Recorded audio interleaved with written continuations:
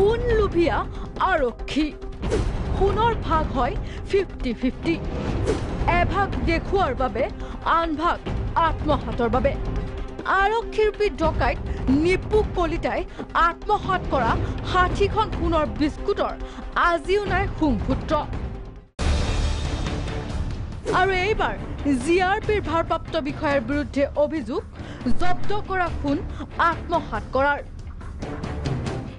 বৃহস্পতিবাৰে ৰেল ষ্টেচনত উদ্ধাৰ হৈছিল বৃহৎ পৰিমাণৰ খুন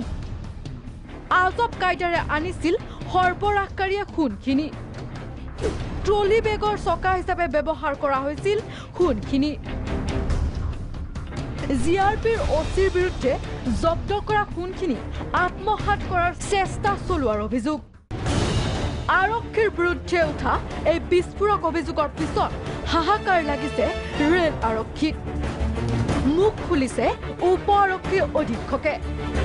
ঘটনা সন্দৰ্ভত তদন্ত আৰম্ভ কৰিছে যদিও চিচিটিভি এনে কোনো তথ্য ধৰা পৰা নাই বুলি ঘটনাটো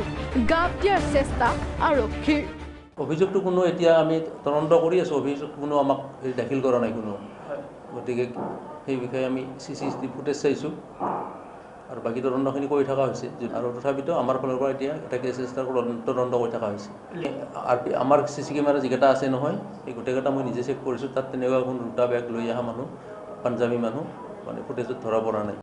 পিছে এইগৰাকী ভাৰপ্ৰাপ্ত বিষয়াৰ বিৰুদ্ধেই নহয় পূৰ্বৰ ভাৰপ্ৰাপ্ত বিষয়াকেইগৰাকীৰ বিৰুদ্ধেও উঠিছিল এনে অভিযোগ এই পৰিপ্ৰেক্ষিতত আৰক্ষীৰ চাফাৰ পিছতো অন্ত পৰা নাই ৰহস্যৰ একাংশই বিচাৰিছে আন এক নিৰপেক্ষ তদন্ত